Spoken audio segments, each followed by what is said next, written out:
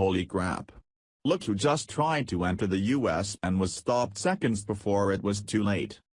We don't hear much about Iran these days, but what has just happened will send a chill up and down your spine.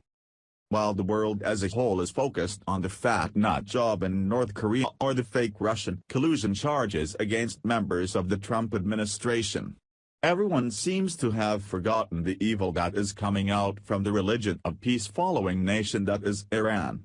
This time an Iranian citizen identified as a senior member of the country's Basij military force was apprehended trying to enter the United States via Boston's Logan Airport. According to multiple sources familiar with the situation, he was posing as a cancer researcher. Once he was discovered, he was put on the first commercial flight back to Iran. How was it that this terrorist got a visa to come to the US, to begin with?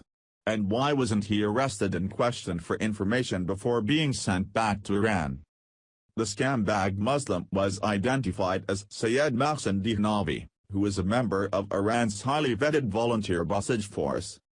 Of course, because American liberals are always on the side of our enemies.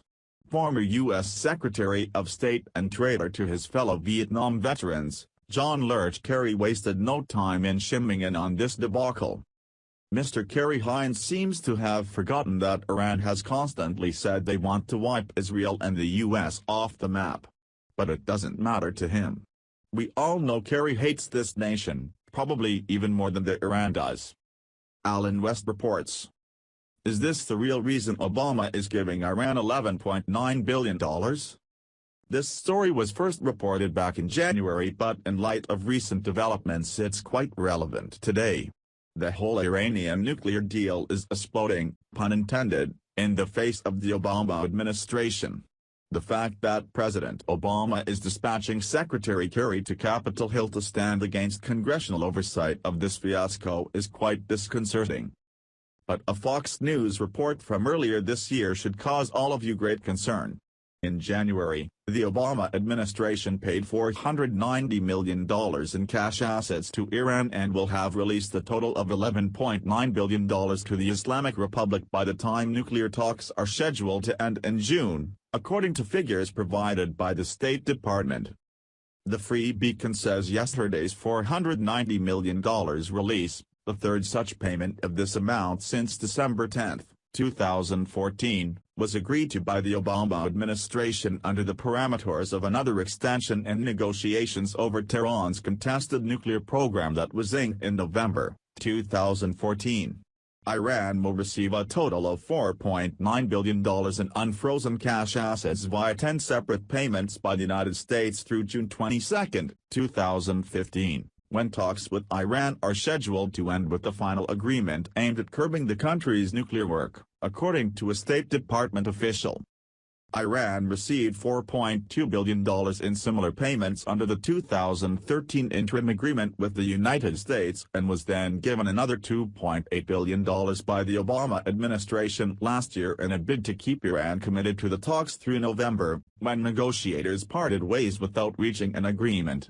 Iran will have received a total of $11.9 billion in cash assets by the end of June if current releases continue on pace as scheduled. Folks, we are so stupid that we are paying the Iranians to diss us and stall this process. In other words, Iranian belligerence pays, and pays quite well. So the economic sanctions are being lifted and the Grand Ayatollah has demanded they end immediately. So what are we gaining in this whole debacle? We shared with you yesterday that Russia has lifted a ban on the sale of the S-300 anti-aircraft missile system to Iran. Russian President Putin has declared the ban as unnecessary. I'm starting to believe this whole endeavor with Iran is unnecessary, if not abjectly insane. I fail to see how any of this is to the benefit of the United States, certainly the global community, and our ally Israel. We are slowly providing an economic recovery to Iran, while our own economy struggles. Just to give you a comparative assessment, the Free Beacon says, between November 2014 and July 2015, the interim deal's direct forms of sanctions relief will allow Iran access to roughly $4.9 billion in frozen money, U.S. Senator Mark Kirk, RL, told the Washington Free Beacon that's equal to what it had cost Iran to fund Hezbollah for as much as 50 years. I am not a conspiracy theorist, but you just have to ask as a point of inquiry, does all of this have anything to do with Valerie Jarrett, who has an Iranian background? In fact, WMD reports in 2012 Jarrett was the main and central player in behind-the-scene talks between U.S. and Iran leaders, according to an independent Persian-language blog. The blog said Jarrett attempted to facilitate communication between officials on both sides. WMD says, retired Lieutenant General William G. Jerry Boykin, former Deputy Undersecretary of Defense for Intelligence under President George W. Bush, spotlighted Jarrett's influence in a Fox News interview in February. There are many who are now saying that Jarrett is really the architect of this non-treaty with the Iranians, he said, which ultimately will result in the Iranians having a nuclear program, and America having to accept a nuclear-armed Iran. Whatever your theory, there is a reason why President Obama wants no congressional eyes on this deal or their constitutional right of approval. Why is Obama so vehemently against any action from our congressional representatives? Why are we rewarding the bad behavior of the Islamic regime in Iran, especially as they are holding 4 Americans hostage? Something smells very bad here, and regardless of your political affiliation you must admit that, unless permanently damaged by the Kool-Aid poisoning. If you feel this is acceptable, well, you are very wrong. Liberal scumbags like John Kerry better start checking themselves.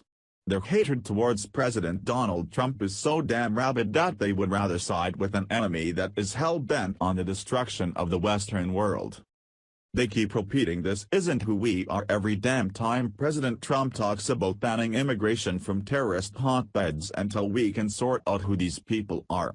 No matter what you believe our values are as a nation, there is one thing I do know: if we keep letting Muslims into this country, we won't be the United States of America for long.